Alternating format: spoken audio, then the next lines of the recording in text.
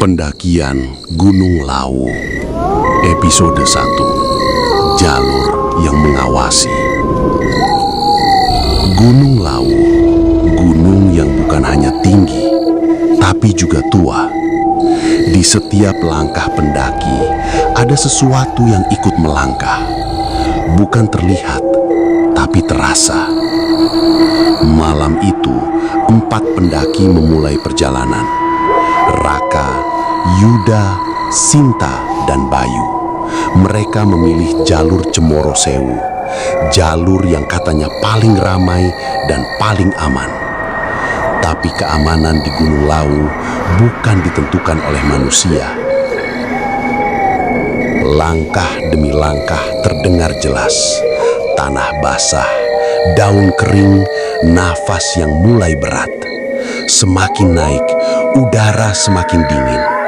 Kabut turun pelan, seolah sengaja menutup pandangan. Perasaan gue dari tadi kayak ada yang ngikutin, bisik Bayu. Tak ada yang menjawab, karena mereka semua merasakannya. Di sebuah tikungan jalur, Raka berhenti. Di depan mereka, terdapat tumpukan batu kecil tersusun rapi, seperti penanda atau peringatan. Sinta menelan ludah. Ini bukan tanda jalur, kan? Belum sempat dijawab, terdengar langkah kaki lain dari balik kabut. Pelan, teratur, lebih dari satu. Yuda menoleh cepat. Kita bukan sendirian. Dari dalam kabut, muncul sosok pria tua. Pakaiannya lusuh, wajahnya tenang, terlalu tenang. Ndak sopan naik gunung tanpa permisi, katanya pelan. Raka mencoba tersenyum. Maaf Pak, kami pendaki. Pria itu menatap satu persatu. Tatapannya dingin, seperti menghitung. Gunung ini punya aturan. Yang patuh pulang, yang melanggar tinggal. Setelah berkata begitu, pria itu melangkah ke samping jalur dan menghilang ke dalam kabut.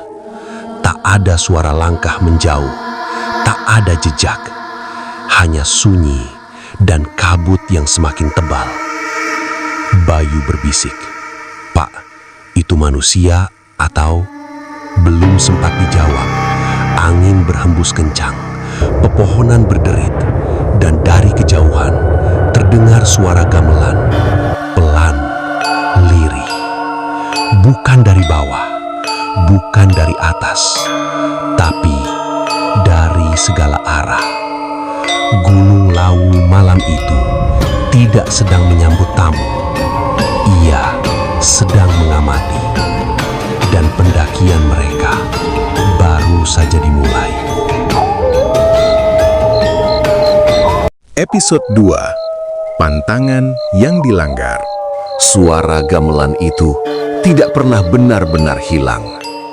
Kadang terdengar jelas, kadang tenggelam oleh angin.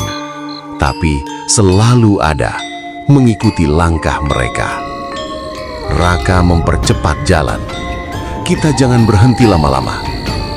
Tak ada yang membantah. Gunung Lawu malam itu terasa tidak ramah. Seolah setiap pohon, setiap batu memperhatikan. Beberapa menit kemudian, mereka sampai di sebuah dataran kecil, tempat istirahat. Bayu langsung duduk dan mengeluarkan rokok. "Gue ngerokok dulu ya." Sinta spontan menepis tangannya. "Jangan, kata orang sini nggak boleh sembarangan." Bayu mendengus. "Ah, mitos doang." Ia menyalakan rokok. Api menyala dan angin langsung berhenti. Asap rokok tidak naik. Ia menggantung lalu perlahan mengarah ke satu titik, ke arah hutan. Dari balik pepohonan terdengar suara berat, seperti seseorang menghela nafas panjang. Yuda berdiri. "Matikan sekarang." Belum sempat rokok itu dibuang, tanah di sekitar mereka bergetar pelan.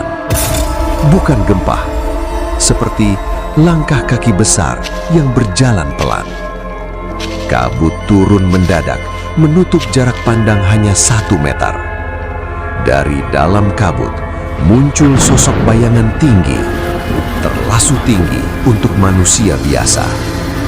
Sinta menutup mulutnya, matanya membelelak. Bayangan itu berhenti di depan Bayu, tidak menyentuh, tidak berbicara. Namun suara muncul, bukan dari mulut, melainkan dari dalam kepala mereka. Sudah diingatkan, tapi tetap melanggar. Bayu gemetar, rokoknya jatuh ke tanah dan padam sendiri. Bayangan itu perlahan berputar, lalu menghilang. Angin kembali bertiup, suara hutan hidup lagi. Tak ada yang berani bicara. Akhirnya, Raka berkata pelan, "Kita lanjut, jangan nengok ke belakang, apapun yang kalian dengar." Mereka berjalan lagi. Namun, kali ini, jumlah langkah kaki di belakang mereka bertambah 1. Dan Gunung Lawu mulai menunjukkan bahwa pantangan bukan sekedar cerita. Episode 3, Teman yang Bertambah. Langkah kaki itu jelas terdengar. Bukan ilusi, bukan perasaan. 1 langkah, 2 langkah, selalu terlambat setengah detik dari langkah mereka. Yuda menghentikan rombongan. "Kita berlima sekarang." Sinta menoleh cepat. "Jangan bercanda." Yuda tidak tersenyum. "Hitung." Mereka berhenti. 1, Raka. 2, Yuda. 3, Sinta. 4, Bayu. Dan 1 lagi. Suara nafas berat terdengar tepat di belakang Bayu. Bayu menjerit dan berbalik. Tidak ada siapa-siapa. Namun, jejak kaki di tanah basah menunjukkan 5 pasang jejak. Padahal mereka hanya berempat. Raka menelan ludah. "Dari tadi, jangan ada yang nyebut atau nanya apa-apa. Anggap kita tetap berempat." Mereka melanjutkan perjalanan. Kabut semakin rapat. Pohon-pohon tampak tinggi menjulang, seperti dinding. Tiba-tiba, Sinta berhenti. "Raka, kok jaket kamu sekarang coklat?" Raka menoleh. "Jaketnya hitam." "Ini hitam." Sinta gemetar. "Bukan, tadi aku lihat coklat tua, kayak baju orang zaman dulu." Belum sempat dijawab, terdengar suara pelan dari depan. "Arahnya salah." Sosok itu berdiri di jalur. Pria muda, wajahnya bersih.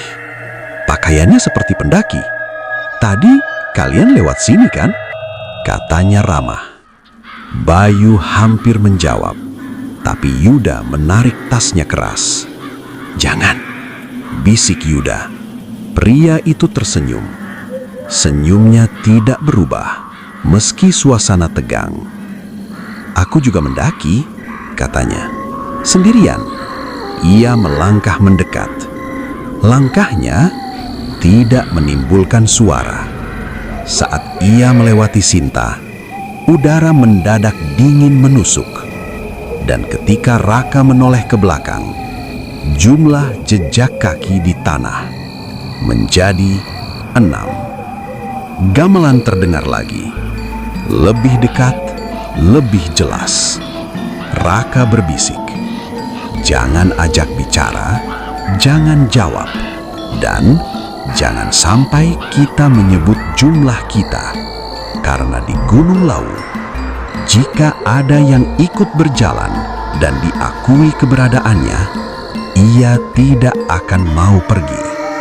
Dan malam itu mereka tahu Pendakian ini bukan lagi tentang mencapai puncak, tapi tentang siapa saja yang akan turun kembali. Episode 4. Pos yang tidak pernah ada. Mereka berjalan tanpa bicara, tidak berani menoleh, tidak berani menghitung lagi. Kabut kini seperti dinding. Lampu headlamp hanya menembus beberapa langkah ke depan. Selebihnya kosong. Tiba-tiba Raka berhenti. Di depan mereka terdapat sebuah bangunan kayu kecil.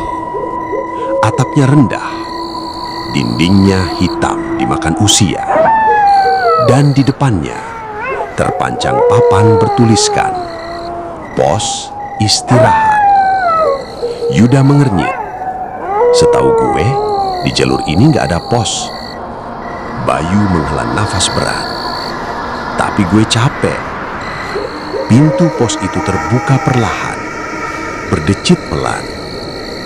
Dari dalam, tercium bau kopi pahit dan tanah basah. Sinta memejamkan mata. Jangan masuk. Namun Bayu sudah melangkah lebih dulu. Begitu ia masuk, lampu di dalam pos menyala sendiri. Bayu menoleh ke mereka.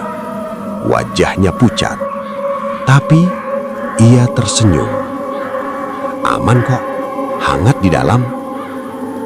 Senyumnya aneh, tidak berkedip. Raka melangkah mendekat, namun Yuda menahannya.